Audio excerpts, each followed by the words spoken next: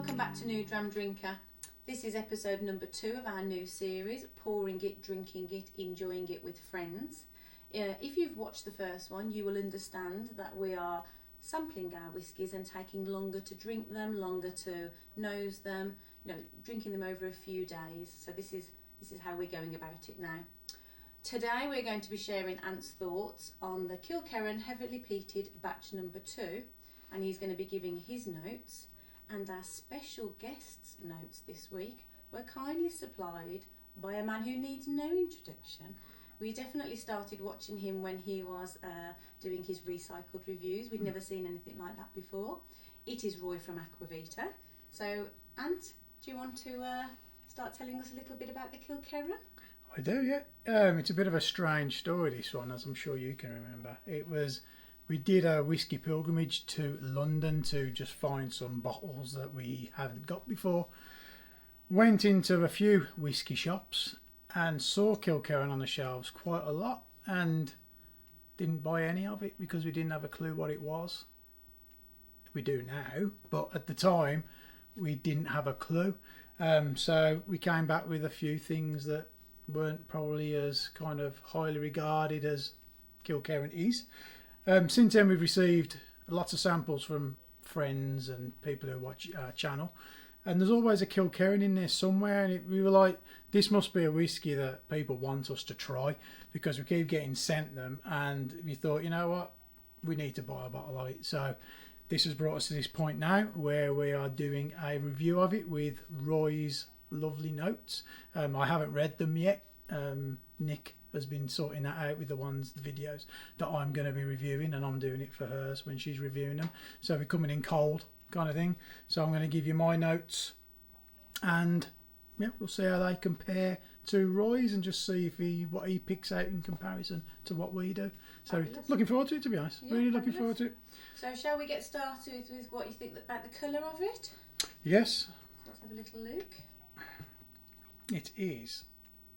It's like that, like liquid gold, like sunshine. Yeah. I think we said that, didn't we? And it's just a lovely colour. I love it when the peaty whiskies, a lot of them do tend to be light. It was like the big peat, wasn't it? That's almost like white wine. Yeah, it surprises us. Yeah, it like surprises us every time. You just imagine it's going to be like the Octomore, like a dark red or like, But this is another light one. Not quite as light as the big peat, but very light in itself for what it's going to be like. Yeah. So yeah.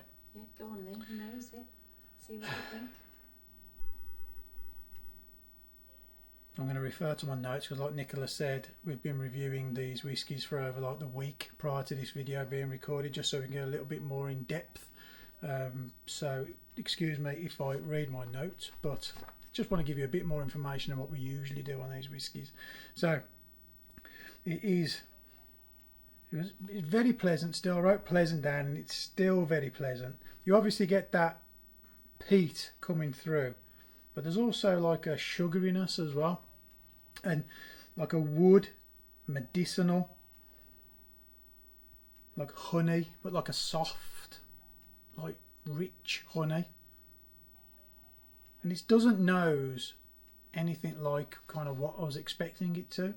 Because when you say heavily peated on kind of the label, you just think it's going to be a like blow your head off kind of. Yeah. It's so you're saying the peat is quite subtle? Has it got a mixture of the peat and the sweetness then? Yeah, it is. It's got like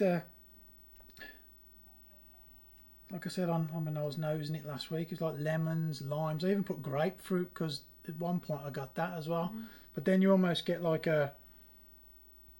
it's like the smoky bacon as well, of like I don't know whether it's like actual bacon or like a meatiness to it, if you know what I mean. Yeah. Do you want to hear what Roy said? Yeah. So Roy said wet grass or hay and like smoke on clothes, so there's that subtle smoke. Okay. Yeah. Damp barley malt, a doused fire pit, rock pools and brine. Ooh. Okay. Cereal box, which could be maybe the maltiness. Is that like maybe like the cardboard smell that I used to get? Fruit, but it's subdued, but with lemon, baked, sugar crusted, and warm bready notes. Bread. So it's like the yeast Yeah. smell. Yeah. No, Yeah. I don't get that, but No, that's it may be just because I haven't picked up on it. Right. Let's see what you get on the palate. Very elegant notes, I would say. Elegant, Yeah, put mine to shame, don't I? Okay.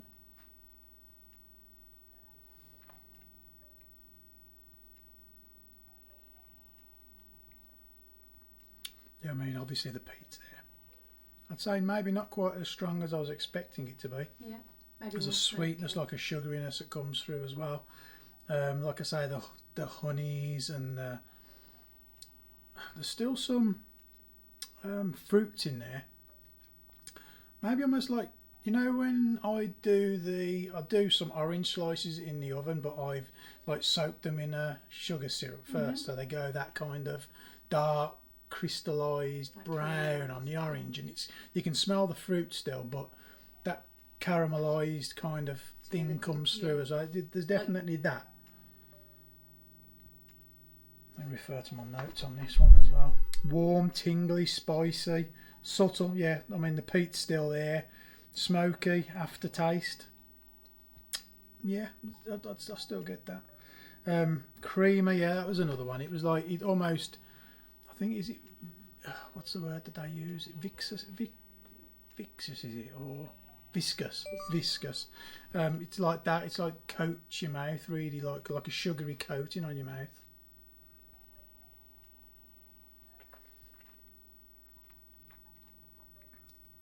Yeah, on second taste, it's almost like the peat and the sweet are mixed together. Not one doesn't overpower the other one. They're both kind of cohabitate in the whiskey. Yeah. So it's not like they're not fighting. So it's really like a maybe balanced. Yeah, like a both. Really well balanced kind of version of it. Not one of them is the strongest taste. That's good. So Roy said, sweet with lots of E's, and smoky, sugary. Yeah. Cut hay and grass and ripe citrus fruits. Okay. Moves on to mandarin, clementine and orange cordial. So that's all your oranges. Yeah, you definitely got oranges. Yeah. White pepper, which is probably the spiciness. Okay. More grassy smoke. The pepper lingers, but it's not harsh or sharp, but warm and well peppery. Yeah, I suppose there is that kind of spiciness there, but I think I always mix that up with like the remnants of the smoke. Yeah. If you know what I mean, I don't kind of pick it out as a separate thing. Yeah. It's almost like on the back end of the smoke, and it just kind of the pepper does seem to get mixed into that for me, but I can understand why he's saying that's there. But the sweet and the smokiness is clearly there for both of you, isn't it? Yeah, definitely. It's a very nice whiskey, to be honest. Lovely. Very nice. What do you think of the finish? I was just thinking about that as we were talking. Then it seems to go on forever. It's I've still got it now, but it's the peatiness seems to fade out, but that's when the pepperiness kind of hangs around, like a sweet pepperiness. Yeah. It's still there now, still going. So it's a very long finish, but very pleasant as well. I think I always say this: if the finish is hanging around by the time you come to have your next sip, then that's just an enjoyable long whiskey, isn't it? Because experience. Yeah, because I'm ready to have another drink now. Yeah, I can still taste. It hasn't dissipated and gone. It's still there in my mouth. So yeah, cool. Really nice finish. So Roy's notes for finish are saccharin, which is like the sweetness, isn't it? And you said that, didn't you? Like the sweet taste. Pepper warms to a cinnamon and chili finish, and chewing it brings on dark bitter chocolate. Okay. So if you chew your whiskey, that's what you get. I don't think that's something I actually do, chewing it. No. I don't. Is it like that, like swishing it around your mouth, or is it actually like I don't know? Yeah, it's not something. Perhaps that's something we need to look into. See what that process of tasting whiskey is, because it's not something. If someone can explain in the comments as to what chewing your whiskey kind of is, so I can try it. By all means, please do. Might add another element to it. Yeah, absolutely, absolutely. Did you want to add a drop of water to see if that opens it up, or you get anything different? I'm just going to go for probably 2 drops, because I don't think it'll need a lot, to be honest.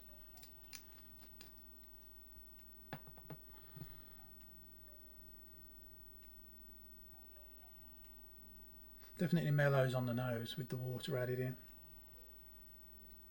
Definitely takes the the peat down a notch, I'd say, on the nose. Not that it wasn't a lot there anyway, because it was quite inviting in that the peat or the alcohol didn't blow your kind of nostrils out when you smelt it. It did give you a chance to enjoy the nose. But is the smoke still there? Yeah. I think that's just the peat's levelled out a little bit more now on the nose.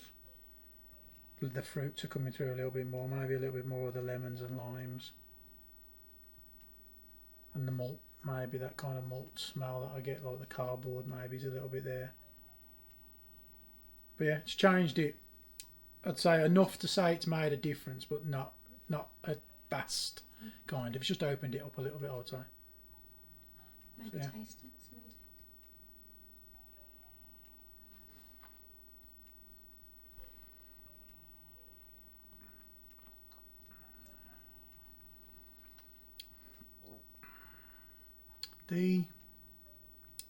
I wouldn't say it's affected the taste as much as it has the nose, to be honest. It's still very similar to what I was getting before. I'd say maybe the smoke has slightly risen. The peat's kind of still there, but I'd say a smokiness has joined it. The sweetness seems to have faded. Seems to have taken the fruits away on the palate, and the peat and the smoke and everything else has overtaken it a little bit. I would probably say I prefer it without the water. Okay. I think the ABV of it doesn't seem to have altered. It hasn't brought down the alcohol that you get off it. And that's interesting because isn't it? It's a 60.9, so it's Yeah. quite high ABV. But it's not. You know, when you watch kind of people, I mean, Johnny from Spirits People is amazing. Anybody can pick out the ABV of the whiskey just from like trying it. I think I'd be hard pushed to pick this out as being a high, Okay. or anything higher than say 50 or 55 or something. So it's not very spirity. No, it's it's not just like flavoursome. Yeah. I think not hard to drink. that would be what would probably threw me, Yeah. because I always imagine the high ABVs are a little bit more of like that kind of alcohol. Yeah. Then it kind of fades into the flavours. But this one is flavoursome from the start. So I'd probably be hard pressed to tell you that it was a high ABV, to be honest. Cool. But yeah, I mean, equally as nice, nice with water, but I prefer it without. So Roy's notes with water said it brought some agricultural notes, more like wet grass and mulch. It shone a light on the Campbelltown funk and made the citrus more lemony and fragrant, like lemon hand soap. With time, the smoke sits back and lets you walk around in all the other elements. He said then he poured a second one and a third. So I think he really enjoyed this. Yeah, I think He said it's not a complete malt, but for the geek, it's a compelling one. And for a peat head, it takes an Isla and shifts the perspective away from the medicinal peat. Yeah, kind of what you're definitely saying, isn't agree it? with that. Yeah, I think Yeah. it's not that peat hit that you're kind of expecting from the label of it being heavily peated, because it's just so nice and so many other nice flavours are in there. So yeah, I mean, good for me. Anything else you want to add to your overall impression? I think you just gave a lovely summary Yeah, again. I mean, a lovely whiskey. It's one that I wish we'd have got sooner, to be honest, but you can't learn everything at once, can you? So you've got to kind of go on your travel and see where it takes you, and obviously we've made it here. So we're at Kilkerran now, and I'm quite happily, I'm going to book a B&B at Kilkerran and stay there for a while, I think. Super. So yeah, I'm Can I come? more than welcome. But yeah, I'm highly impressed. Yeah, there'll be more bottles of Kilkerran on the shelf, I would say. So you've already answered it, really, haven't you? Would you buy a bottle? Or, keep I'd buy buying another them? bottle. Yeah, definitely buy That's another good. bottle. It's thumbs up from me for it. What are your thoughts on Roy's notes? I mean, So eloquent. Is what I was thinking. yeah, I think you look at notes, and I think the two people we've had on here so far, which are Gregoire and Roy, you can't ask for like people Better who've teachers. got better teachers to come along to help you. You know, I'm sitting in the class and I'm kind of watching them teach, kind of thing. So it's amazing. The fact that he and everyone else has been happy to send us their notes is kind of amazing as it is. So yeah, his notes are amazing, spot on. And I would say probably just expand on my notes. You know, they're not vastly different, but they've just got a lot more depth to, depth to them. So yeah. And we're still learning our vocabulary, aren't we? Like we said in the last episode, we sometimes feel like, oh, it's sweet, but we can't expand on it anymore. So the whole point of this is so that we can learn some new phrases and actually pinpoint what is that sweetness or what is that sugar, which type of sugar it is. And this has worked with both videos so far, because we had Gregoire saying it was swimming with water, and we didn't know what that meant. So we learned what that is now, which it just accepts water well. And we've learned with chewing your whiskey with Roy, which we have yet to be explained to us what that is. But yeah, so it's in 2 videos exactly what we hoped would happen has happened. So so bonus. This one's getting a thumbs up from you. Thumbs up from me, definitely. Fantastic. Have you got anything else you'd like to say?